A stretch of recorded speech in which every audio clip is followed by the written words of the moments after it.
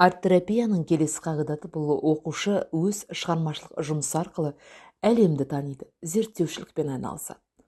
Бұл үдерісті іске асыру үшін автордың шығармадағы кейіпкерлерге деген қатынасын, көркемдегіш құралдардың қолданылу мақсатын талдау оқу мақсаты таңдалды. Оқу мақсатын меңгерту үшін Роза Мұқанованың «Мәңгілік бала бейне» шығармасындағы автордың шығармадағы кейіпкерлерге деген қатынасын, көркемдегіш құралдардың қолданылу мақсатын талдау үшін оқушылар екі топқа бөлінді. Бірінші топ Ләйла бейнесін, екінші топ Қатира бейнесіне қатысты көркемдегіш құралдарды анықтап, қолданылу мақсатын зерттеп, талдау жұмысын жүргізді.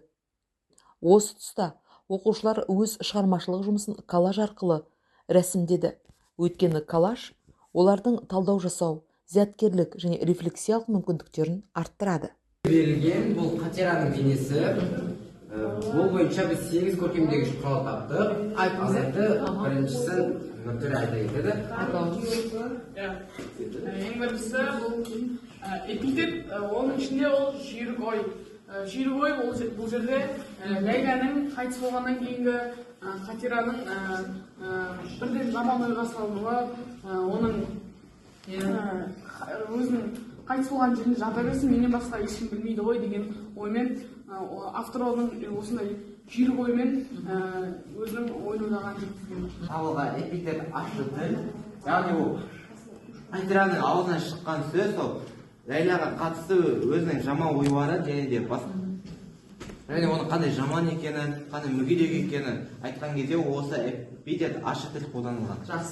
Бұл эпитет болып табылады және бұл қолданылған. Бұның қолдану мақсаты бұл Қатираның жүрегі тас екенін және оның өмірі қиыншылықтарға толы екенін көрсетеді. Ал егер енді осы тапсырмамызды қорытындылай кетсек, біз мазмұнына қарай бұл Қатираға байланысты көркемдегіш құралдар таптық. Байқап өтсек, барлық көркемдегіш құралдар бұл Қатираның негізгі қу, озбыр, арам ойларына, оның осындай жаман күйде болғанына байланысты. Сіздер мына жерде қандай бейнемен ұсынып отырсыздар? Қандай бейнемен? Бұл ненің бейнесі мынау? Ненің бейнесі?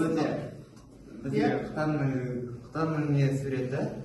Оны қалай байланыстырасыздар Қатирамен? Неге сіз Құтанның суретін салдыңыз? Және де осанлықта көрсетеді, яғни Қатираның ішіндегі жаман мінездері соны босату үшін осы тұста салды. Демек, оны жақсылыққа шақырып оны өзгертілеміз керек. Себебі өзгермейтін адам жоқ. Кез келгенде жағдайда жақсылық жеңеді. Оның жан дүниенің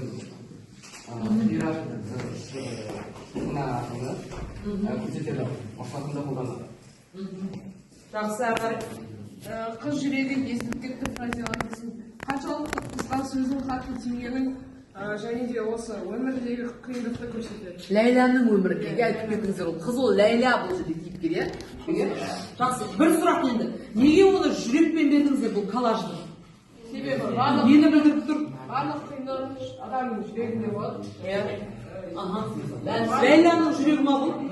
Ләйланың жүрегі, осы кісі бір кейіпкер Ләйланың жүрегін сомдап тұрсыздар, соны көрсетіп тұрсыздар. Жақсы, жарайсыздар.